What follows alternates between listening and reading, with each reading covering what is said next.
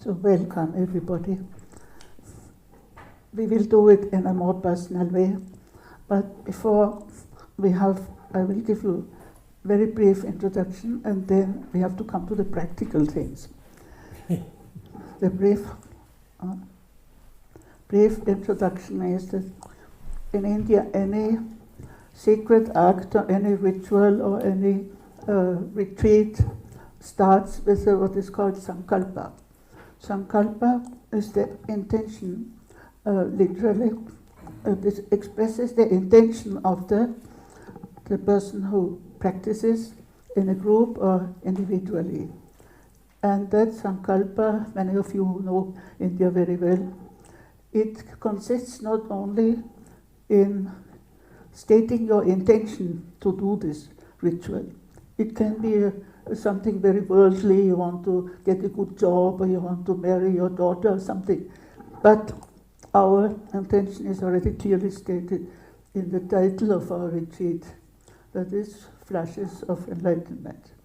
And this title and subtitle, I will repeat it again and again, we have to take it seriously.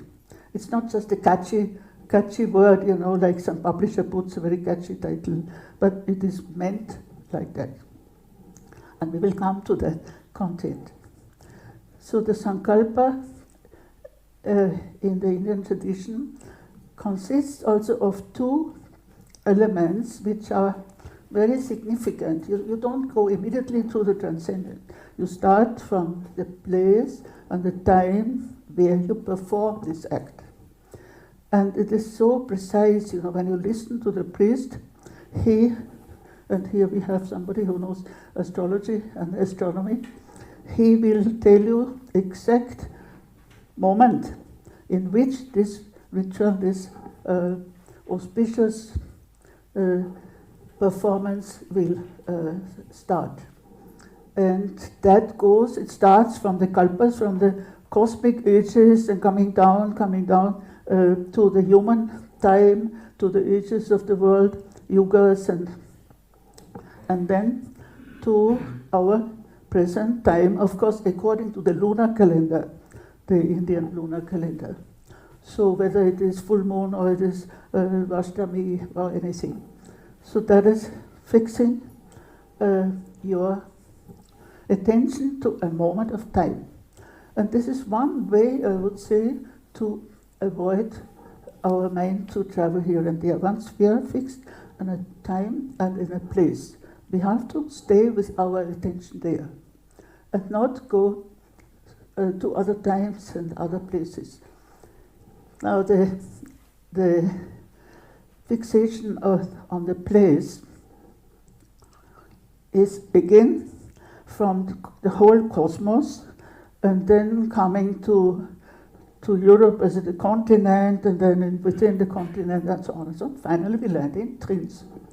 And I have already said that we had the first retreat here on Madhya, I think 2019, where I said I find it so symbolic that I have landed in Trins, because our tradition is called trika.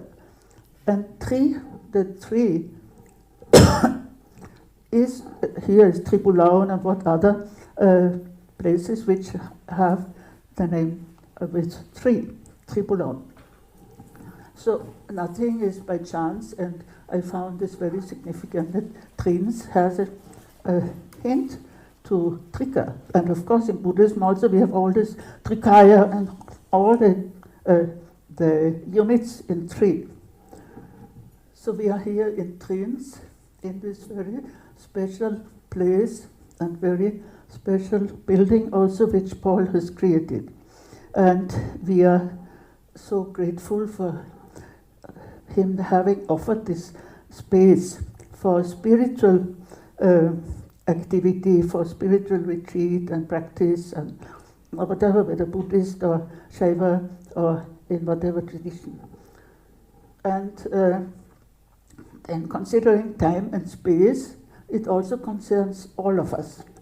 See how we have met here, some after decades, and that we have met in this place, in this time.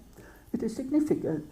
I think Wolfgang can tell us more about it, but afterwards in the session of our self-presentation also, introduction. So this is just to keep it in the background, and I will say more afterwards.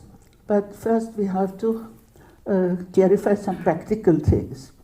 And there, I say from my side, you need the shlokas and all that. Those who don't have it, one floor below there is a book table, and you can collect all those papers with the text which we are going to recite and to study and to repeat, etc. And on the same table, a few copies left of this book which has just appeared in India, Pashanti, Trikashaivism of Kashmir, Themes and Practices. So I ordered 10 copies for somebody who wants to buy a copy, and a few are left. So afterwards, when you go down for the papers, you can also decide whether you want to buy a copy.